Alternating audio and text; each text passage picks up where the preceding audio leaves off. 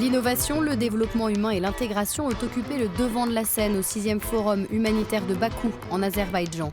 L'événement a été inauguré par le président azéri, Ilham Aliyev, et il a été l'occasion de débattre de la crise de la mondialisation et de ses modèles, au moment même où le processus d'intégration entre les États dans le monde, comme dans l'Union européenne, semble être en danger. Selon le ministre azéri des Affaires étrangères, l'Union européenne est toujours une référence aujourd'hui.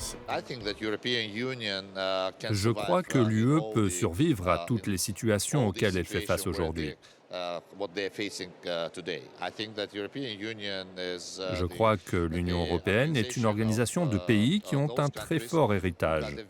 Et je crois qu'ils peuvent trouver la solution aux problèmes auxquels ils font face aujourd'hui. Le Forum de Bakou a débattu du cas de l'Union européenne, traditionnellement vue comme une sorte de paradigme d'intégration entre les États, en particulier en ce qui concerne la libre circulation des gens. Mais aujourd'hui, de nouveaux murs s'élèvent, même au cœur de l'Europe.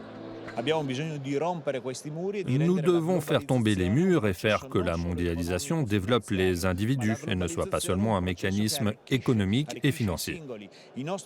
Nos jeunes, ceux qui ont participé au programme Erasmus, ont vu le bon côté de la mondialisation et nous devons investir là-dessus. C'est un énorme défi et l'Europe est le moteur de cela.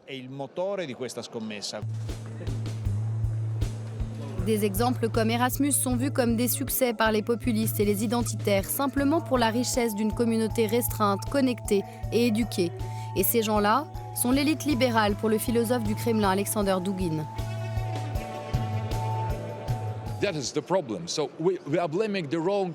On ne s'attaque pas au bon problème. Nous faisons une mauvaise distinction en disant par exemple que le chemin du populisme est une menace pour l'humanisme. Je pense plutôt l'inverse. Une élite mondiale qui mène ou qui essaye de mener l'humanité dans une direction technocratique est la réelle menace et le réel danger. Et les gens réagissent. Les gens réagissent à certaines caractéristiques inhérentes à la mondialisation qui ne portent pas simplement sur le pouvoir des supposées élites riches. Les gens réagissent aussi à la mobilité en opposant migration et diversité. Pour le scientifique et homme politique espagnol Ricard Zapata, les nouveaux murs mettent en danger 2 décennies d'approche interculturelle parmi les pays.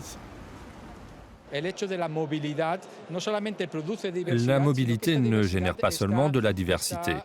La diversité attaque directement les fondations de nombreux États, en défiant la nationalité, l'une des fondations de base de la légitimité sur laquelle les États ont été bâtis.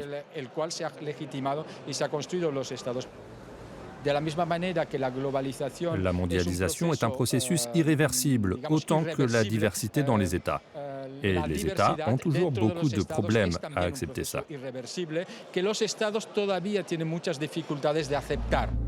Le Forum humanitaire de Bakou a aussi posé la question de l'innovation et de la technologie qui vont plus vite que les États et les gens. Le développement de l'intelligence artificielle fait craindre à certains un cauchemar high-tech, mais la plupart des participants au forum considèrent l'industrie numérique comme une grande opportunité pour encourager le développement humain à travers le monde.